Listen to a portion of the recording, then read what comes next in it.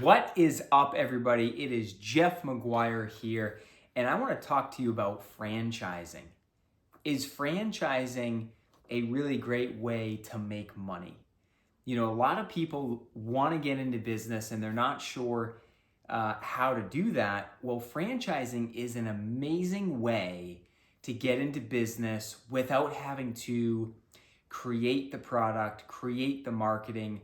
So franchising is a really special way, I believe, that you can get into business and make some great money, do some really good work, influence the community without spending years and years creating a product, doing an R&D. Well, why am I here? Because I really am passionate about helping other people do well, thrive, and change their family legacy.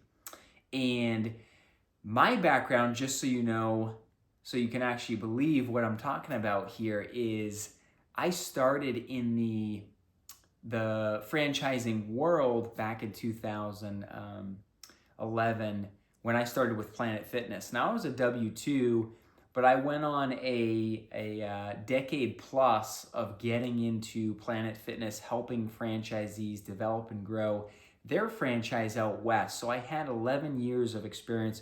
We did everything when it came to that business. We worked with the general contractors. We opened the business. We hired. We fired.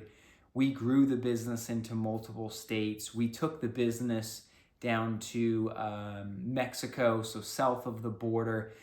We really got our hands on that business. Awesome experience. But I learned and got in the trenches as a W-2 individual and really learned how the franchise worked from the franchisee's perspective. So that I did for 11-ish years, from 2012 to 2023, summer of 23. But then my brother and I jumped into Crumble. Crumble is that beloved, just incredible bakery that makes incredible decadent cookies. But it's an incredible franchise. So my brother and I are currently franchisees with Crumble. We've been doing that since 2020, and we have 7 locations all throughout New England. Backing up for a minute with Planet Fitness, we took that franchise, me, my buddy Bobby, another buddy Jim, we ran that business for the franchisees. But we took that from I came in after 1 unit, so there was 1 unit already open, but took that from 1 unit to over 35 locations between 2 states in the US and then in Mexico. So really hands-on experience opening up 35 plus units. That was a lot. But anyways, that was for 11 years. We're currently, my brother and I are doing Crumble cookies now here in New England. And then we're also doing another franchise that's up and coming. It's pickleball, and it's called the Pickler. And so my brother and I are also doing that franchise. So collectively, you know, I have interacted with 3 really strong franchisors. Planet Fitness being one, Crumble being the other, and now Pickler. What's funny is 2 of them are out of Utah. A lot of good concepts come out of Utah. So if you are looking for a franchise, and we're going to get into this, Utah's a great spot. But that is a little bit of my background. I'll get into that more. But if you're looking to get into business, I'm going to say check out the franchising model. But there's a bunch of things you really need to think about when you are looking at a franchise to validate that the franchising model is good for you and that the right franchise is going to work. Not all franchises win. Business is extremely tough, and I've got a bunch of notes here. I've got 13 years of experience. Not a lot if you look at the grand scheme of things, but I think it's enough for me to speak on franchising and how to find the right franchise. One of the biggest questions you need to ask yourself is, why do you want to get into business? That is a really important question. You need to ask yourself, you need to ask your spouse. You need to make sure that you have the right reasons and intentions. Business is definitely the hardest thing I have ever done. Hence, I don't have any hair. And a lot of people make fun of me because of my aging. But business is tough, and you need to have some deep, meaningful reasons why you're getting into business. After you validate that business is for you, and franchising is something you want to pursue, you then need to kind of decide the type of business you want to be in the industry you want to be in. There's many industries. I obviously was in health and wellness, which was Planet Fitness, moved into the gourmet bakery franchising, and now actually moving into the pickler, which is pickleball, sports, and entertainment. And some health and wellness as well. But you got to decide the segment you want to get into. I can explain a little bit about Crumble and Pickler, kind of why we chose those franchises. But it's very important to do some research in the industry and the segments of business that you want to get into, because those things matter. And I'll get into some of the reasons why here in a minute. I think there's some questions that you need to ask as well is, how are the transactions and the sales made? For example, Crumble, it's a single transaction. So if I sell a cookie, I make money. If I don't sell a cookie, i.e. we have a winter snowstorm and we close the store down, I don't make any money. I still have to pay for my rent. It's a brick and mortar. Going to my Planet Fitness days, that was a reoccurring model, and you bill everyone once a month. And so whether they show up or not, you're still able to collect that money. So it's important to look at the franchise and say, okay, how is that franchise pulling in money? That's very important. The other thing you want to consider is personnel. If you do not get along with people, you need to be looking at franchises that aren't personnel heavy.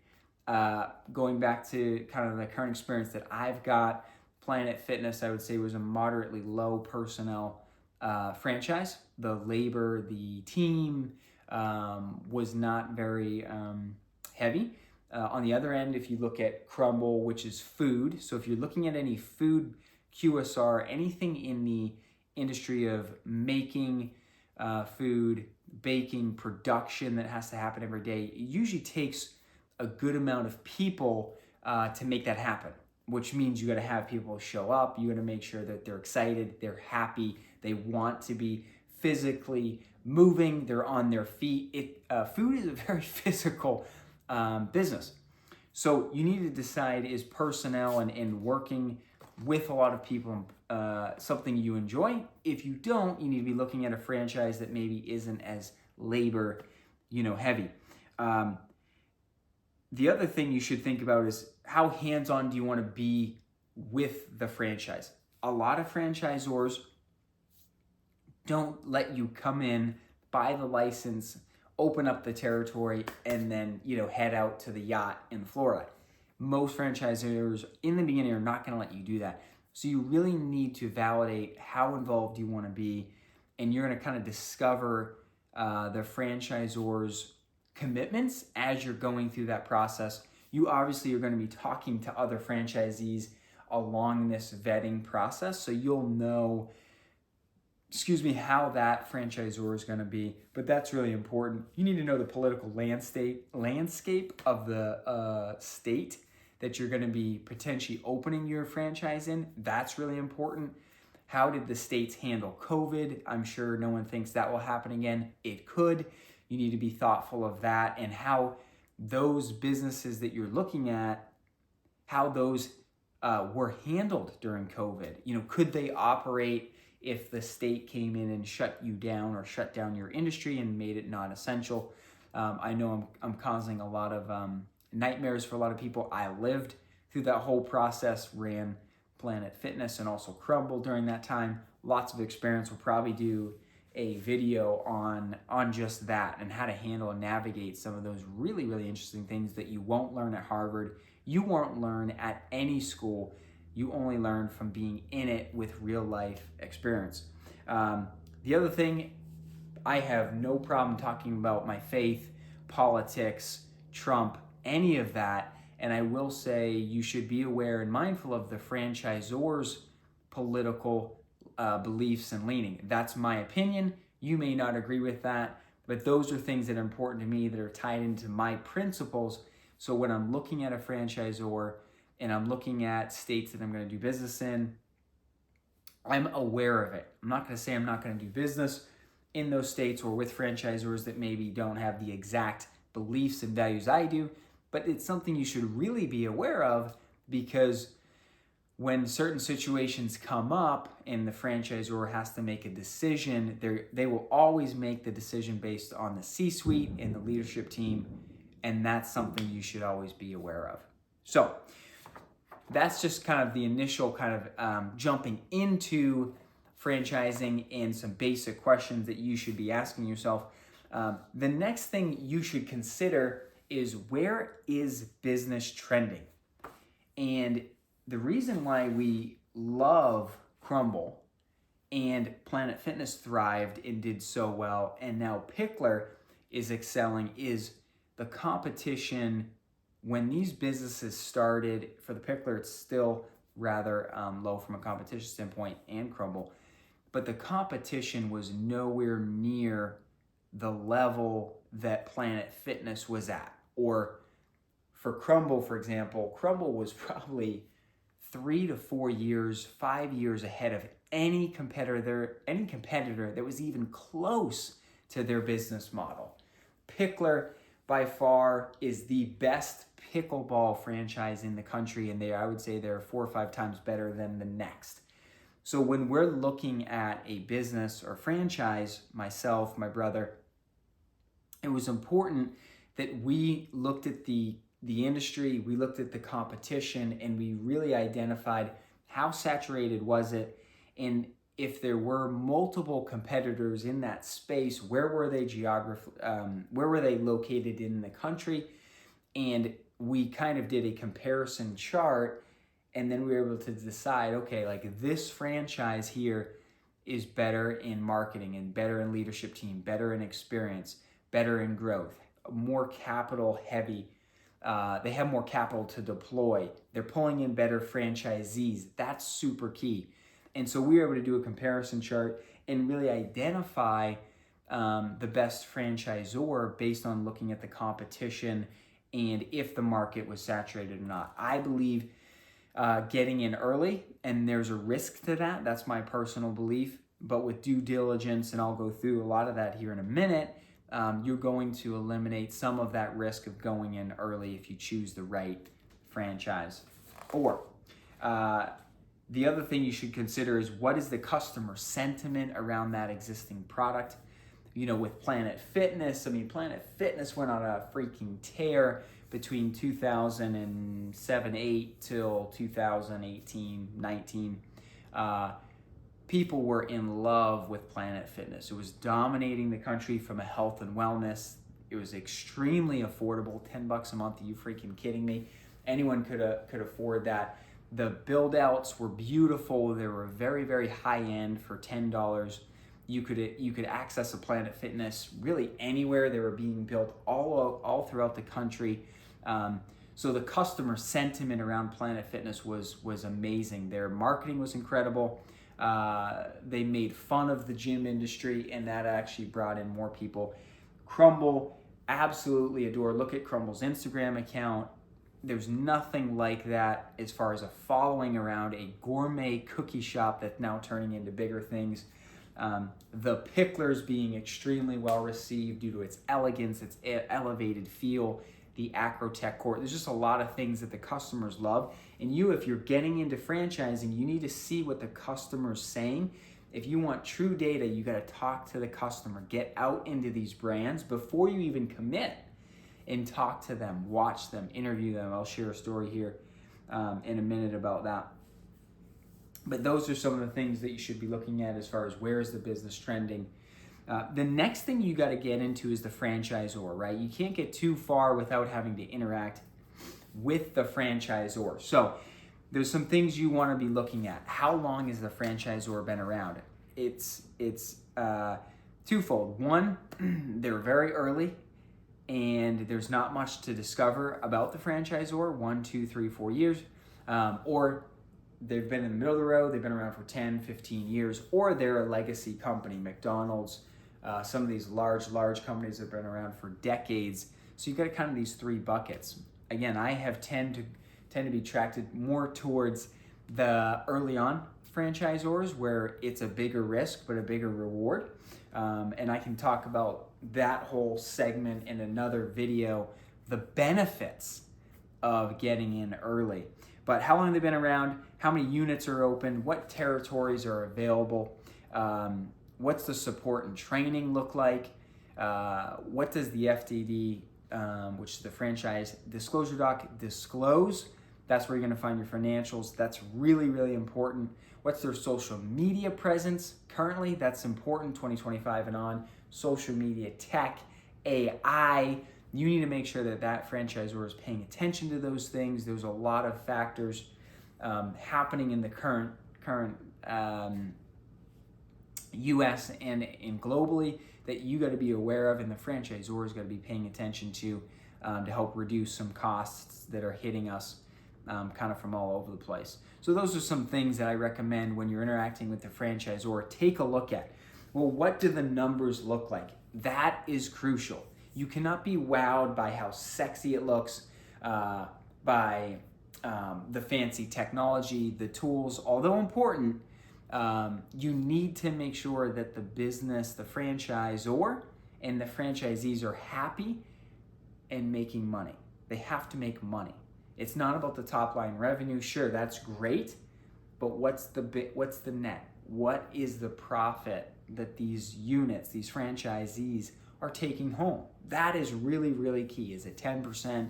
Is it 15% of the revenue? Is it 20%? And how hard and what are the risks you're going to take to get that net, to get that money in your bank account? That's so crucial, and a lot of people miss that. They get wowed by these stories. They get wowed by the, it's the greatest and the latest, but they forget about the financials. So do not forget about the financials. How long does it take to become profitable? That's a really good question when you're out talking to franchisees, when you're interviewing with the franchisor.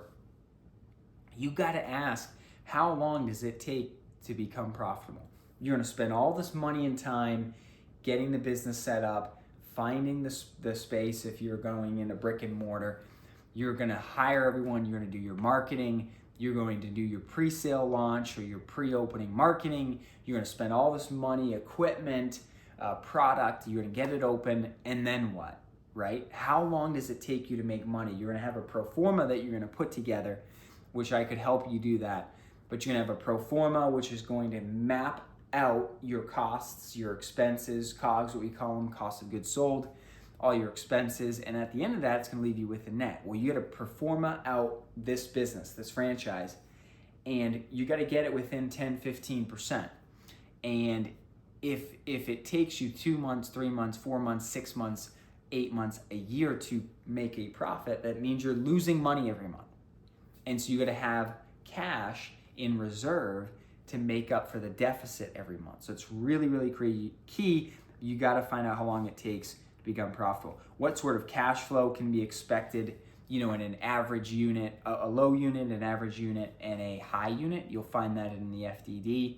If you ask hard enough from franchisees, you may be to get some information, but they keep those numbers tight. But definitely talk to franchisees. How much cash does it require to get started? That's really key.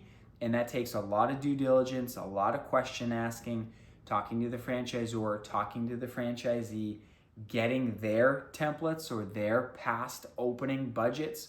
If they're willing to share it, you may have to sign an NDA, but that's really key. You gotta be within 15, 10%, I'd say 5% if possible. Our first store that we opened in Massachusetts, we were off by, I think, over $100,000. And so we had to pull in some extra cash pretty quick. Thankfully, it wasn't, 300,000-400,000 because Crumble's costs to build, aren't in the millions. But it's something that we didn't accurately project correctly, and we definitely felt the pain. Recently with Pickler, we also have run into that situation as well. You'd think we would learn, but you're always learning in business. And so having a really tight forecast of what it's going to cost to get these units open is key, and you want to be asking those questions. how long will it take before you make your money back? Say, for example, easy math, it's $500,000 to get your unit open. How long is it going to take you to make that back? If a year's worth of revenue produces a net profit of say 200,000 and you spent 500,000, well, 2 years is going to get you 400,000. It's going to take you 2.5 years to make your money back. You got to know these things. You decide if that's really worth it. Is that a good profit for how much you're spending and the risk that you're taking, the leases that you have, the personal guarantors? So those are the questions that you really should be asking. The other thing is, can you sell the business? Is it a really good business to resell? Or do you want to hold the business forever? Everyone's got a different story based on their life, and where they're at in their life. If you're younger, you're probably open to the buying and the holding. You may want to flip more often.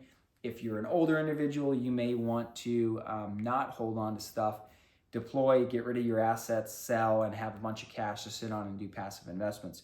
But can the business sell? It's very, very important to understand that before you get into it. Is it attractive to private equity? Is it not attractive to private equity? Will the franchisor allow you to sell to private equity?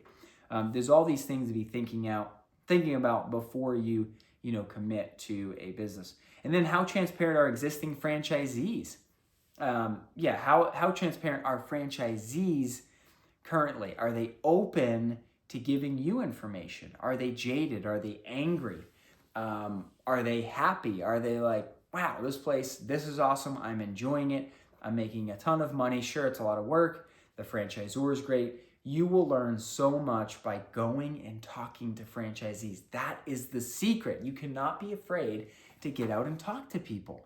Pick up the phone, send an email, walk in. I mean, James and I did this dozens and dozens of times. We would go meet the franchisee, introduce ourselves, ask curious questions, let them just pour out the good, the bad, and the ugly. The franchisor is not going to pour out all of that because they got to protect their investment. They have to sell to you.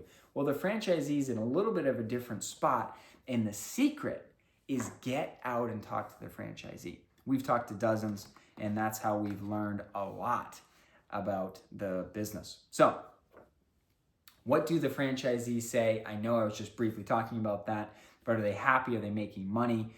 What do they say about the franchisor?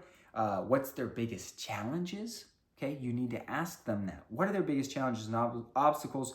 How involved are they in the business? Are you someone who wants to be in the day-to-day of the business? Or are you someone who kind of wants to set it, have an operations team, you're reviewing the financials, you're calling the shots on a few of the bigger decisions? You have to really decide on what your role is going to be. I will say the closer you are to the work in the beginning, the more you can speak on things, and that's really, really key because you have the trust and the influence of the team that you're eventually going to let go to. And when things maybe go south, you can quickly support and help. So you got to be careful about being too hands-off in the beginning. And then what kind of support does the franchisor offer? Those are just some high-level questions that you should be asking the franchisor. Now, quickly, what do the customers say? You got to talk to the customers. Study the customers. They're the ones who are making the franchise successful. If the customers aren't happy, they ain't coming. They're not spending money. They're not pulling out their credit card, their Amex, their MasterCard, their Visa, their debit card, the cash. They're not doing it. So talk to the customers. Find out if they're happy. Watch them. Example, I used to, when we were getting into Crumble, pre-signing, getting in, I mean, we went to dozens and dozens of these locations and watched. And I would sit in the parking lot and I would count customers and I would watch what they bought. I would look at their body language. I was really, really curious to see, are these people like really psyched about the cookies? And they freaking were. It was ridiculous. But you really need to be involved in the business while not being involved, right? You're not an actual owner. You're not a part of the company, but you got to be involved in it. You got to look at the Google reviews. Walk into the store. Mystery shop it. You need to hit a dozen of these franchises that you're looking to get into and really, really get a true picture of the business. That's the only way you're going to do it. You got to get out. You got to get into uncomfortable situations, and you got to feel it. Okay? Experience the product, test it out. What are the risks of getting into a franchise? So cash injection, there's always cash injection, and you could lose all that. So that's a risk. You could be exposed to city, state laws and regulations. That's why it's super important to understand kind of your state, the perspective they have on small business, their political beliefs. You don't think that matters until it matters. And we went through that during the COVID years. You all really kind of saw how local cities, states, and the federal government looked at small business and business in general. And you got to really remember that. We cannot forget the past, okay? You need to look at, if you're getting into a franchise that requires a brick and mortar, there obviously is a lease involved. There's personal guarantors unless you have high net worth and decades of experience, which we're not there yet. So you got to be paying attention to those risks and commitments. We can get into leases and personal guarantors at a later time. There's a lot of time that has to be put into these businesses because they're not a set it, forget it. You are buying a business model, and you're not having to do all this R&D of years and years of testing, which is incredible. That is the benefit of a franchise, but there are risks of being with the franchisor. They may fail, and it happens. Thankfully, we have not been a part of a franchisor that has failed, but the majority of businesses do fail. And so you gotta pay attention, do your homework, do your due diligence, because could be one of the biggest game changer decisions for you in a positive way. But if you don't take it serious and you don't do your thorough research, it could also be devastating for you and your family. So get out and do the research. Travel to other parts of the country, get on the phone, get out to the franchisor. You got to start, obviously, the interview process. At some point, you got to do networking. There are events that I can pull up here in a minute, and I'll show you where you can kind of get out and take a look at. There's a few conferences that you can get to, but get out and do your research. So, acquisitions. If you are going to buy into a franchise, say, that already exists, I do want to speak on acquisitions here for a minute. You need to make sure you're doing your homework again on the franchise, which a lot of things we just talked about. You're going to have to sign an NDA, understand the industry. You know, if you're getting into the food business and you never have, that's okay, but you definitely need to get into it. You need to talk to the franchisor, talk to the franchisee, work in the industry. Do not take an industry that you don't know about lightly unless you have a world-class team around you that's been doing this for decades, because you will get sucker punched. You need to dig. If you don't know an answer to something, pry. I can't tell you the amount of times that James and I had dozens and dozens of questions and just kept asking, and it got repetitive. But we needed to validate information, and you got to do that from multiple sources, and you need to repeat. You need to know the team that you're getting. If you are buying into a franchise that already exists, that's super important. You got to know the numbers, know the debt, make sure you review all the financials. Again, we can help you with that. You need to make sure there's no active lawsuits or claims that exist on that franchise. Know the competition in the area, and make sure you have a team and vendors that can come in and support you. Because with the franchisor, they usually do have preferred partners and vendors, but you may need local vendors and partners as well. So the final thing I'll say with that is make sure you interview everyone on the team. From the entry-level position, obviously you're interacting with the owner, but you need to understand the sentiment and the culture of that business. Same thing when it comes to getting into a franchise. I would do multiple interviews not only with the interview team, but ask if you can talk to other people in the franchisor system, because they interact with all sorts of different departments within the franchisor and then out in the franchise world with the franchisees, and they'll be able to give you insights. Some franchisors may not let you do that, but that I recommend definitely doing. So kind of as we're wrapping up here, I'm just going to give a quick summary of the things really you should do if you're thinking about franchising. Number one is get out and talk to franchisees. You can't be shy. You got to get on the phone. You got to send out emails. You got to get into the stores. Find them. They're there. They'll respond. Ask for the managers. Hey, I want to talk to the owner. I have a question. You will get them. Most business owners, if they know you're not wasting their time, they'll give you 5 minutes, then they'll give you 10, maybe they'll give you an hour. Take them out for coffee. Take care of them. Who knows? That could be a business partner at some point. You just never know. Get into the franchisor's process, request for an application, an interview, get the FDD, which is the franchise disclosure document. Could do a whole piece video on that. It's usually 200 plus pages. It's fun.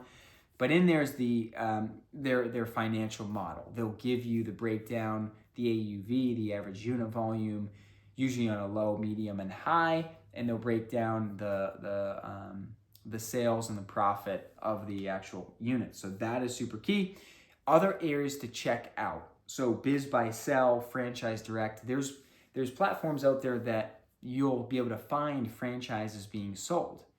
And those are really good places to see, okay, is this franchise selling all the time, or I can't find them? And that's another way to talk to franchisees and ask them why they are selling. So that's a good database. You could check out franchise publications, Entrepreneurs Franchise 500 list. You could check them out. These I have not done research and checked them out, but these are available for you online. Franchise Business Review, Franchise Times Top 400. You can also check out the SBA. So a lot of franchisees in the beginning will pick up SBA loans. And so you can go to the SBA Loan Performance Database, and you can actually see defaults on loans.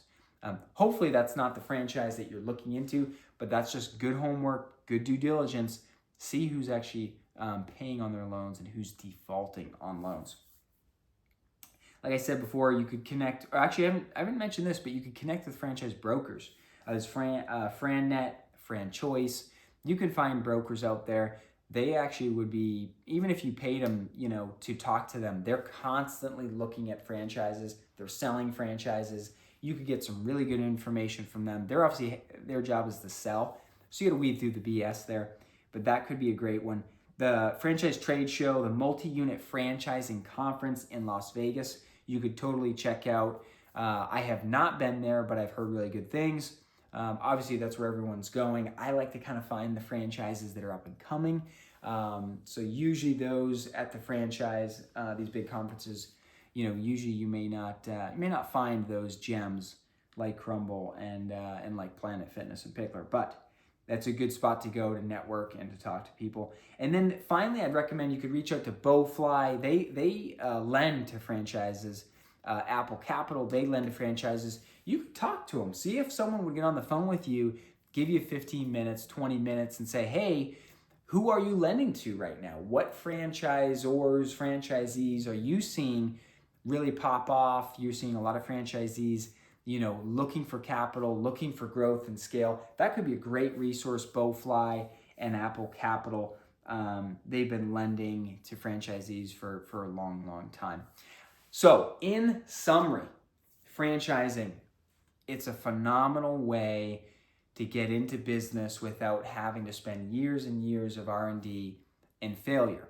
However, you got to do your homework. You got to do your due diligence. And I thought, for the first kind of video that I wanted to put out, I thought it would be important to just talk about franchising and the detail that's got to go into it, the prep work prior to signing with a franchise. There's a lot to it. I probably threw a little bit too much out there, but this stuff is very, very important. You're talking about your future. You're talking about a legacy. You're talking about big, big commitments. And if you do have any questions, reach out to me. You can leave a comment, But I'll be putting out a lot more information around business, more so franchising than everything around that. But I'd love to see some people jump into franchising, do really well. And if you found this video helpful, we'd love for you to subscribe, like us, and share the video.